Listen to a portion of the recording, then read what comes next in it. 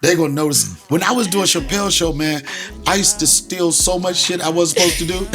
It was just one scene in particular. We were doing the Mad Real World, right? And it was a chaotic scene where my character was phase 2 or phase 3, whatever he was. I'm over in the corner smoking a joint. That was my shot, right? Now they go to the next shot. It's a big fight. Then when I looked at what was going on, You standing trial. Why ain't I see you round back when I was down? You being so close to Dave Chappelle, who's an icon, a superstar. Pause on the so close. Yeah, I just feel like in every interview I got to use at least 3 pauses and 2 no homos. But nah, so close. I know, but I just, even if it's not even in the context, I'm gonna give you something. Like, we got another couple minutes. I'll give you something good to pause. Okay. Right. So being that you're close friends with him, and he's such a mega star, and I know this hurdle a little bit, being that Master P is one of my close friends.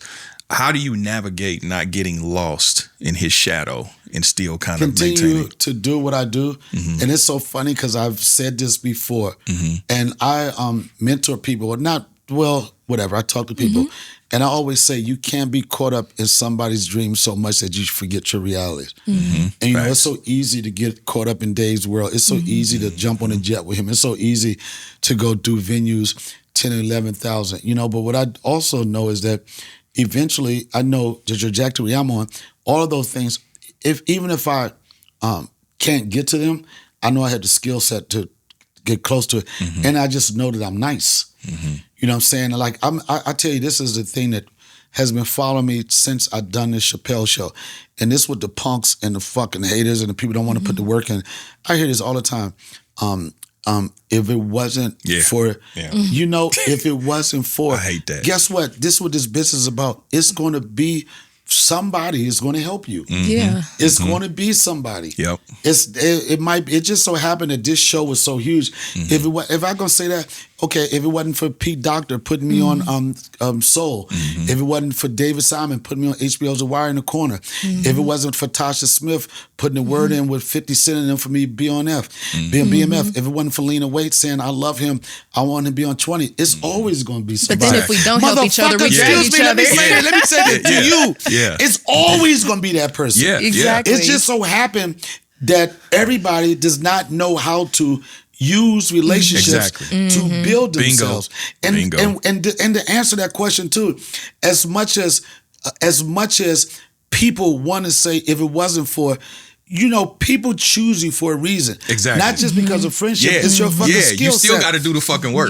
Why was I on that show? Because I'm nice. Why was I on HBO's The Wire? Because I'm nice. Why was I on The Corner? It's because I'm nice. Stop with the bullshit. You know what I'm saying? Everybody's path is different, but your definition of coming out the mud is different from mine. I am so sorry that I know you know what you got to apologize? I got to apologize for somebody, the status is Dave, that says, you know what? I'm nice, but guess what? This nigga nice too. My nigga nice, And any of those things that I mentioned, this is what they do. They don't make you. They're not in the acting class with you. They're not studying jokes. What they do is what Dave has done for me and what David Simon did for me and what all these people did for me, they gave me a platform for people to see what was there. And I challenge, it's a lot of people that's before me, after me, that people like, why is this person so ahead of you? I never question what my time is. Only God can tell you when it's going to be time. I said, here's the thing. And I always feel like this to this day. Some of these people might have surpassed me in certain levels, but I'll tell you what, if I get the same platform as they have, then you're going to see I'm nice.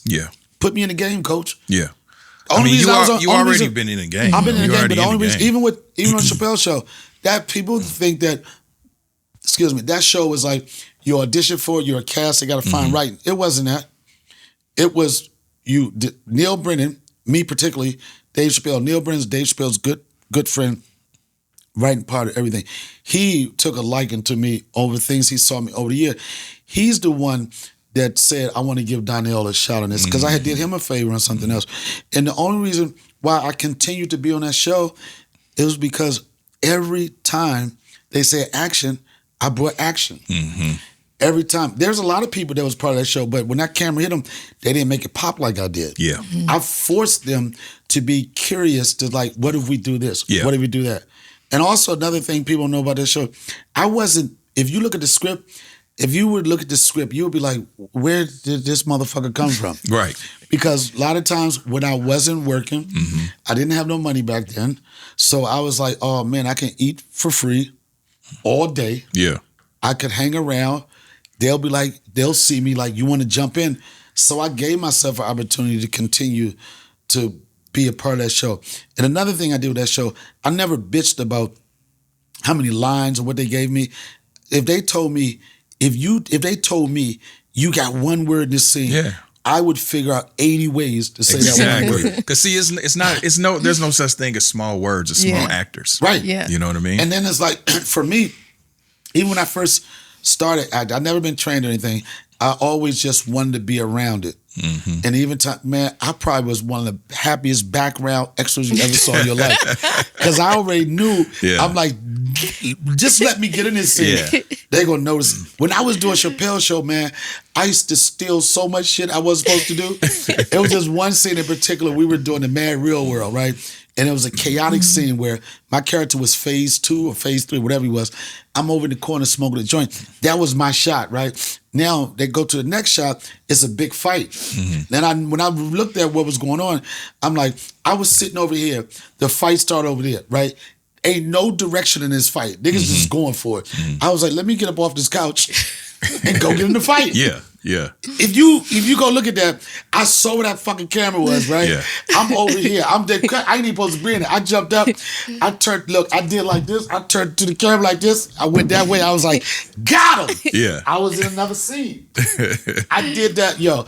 It was so many times where I just said, yo, just go for it. And the worst thing gonna happen is they're gonna tell you no and just chill the fuck out. If you enjoyed this content, go download the OG Network on Roku, Apple TV, Fire TV, Google Play, and the App Store. While you're at it, go swing over to the OGNetwork.net and register your email so you can stay tapped in with all the new content that we're dropping. And also be on the lookout for our OG Network merch. Go leave your email, the OGNetwork.net. Don't meet me there, beat me there. Salute.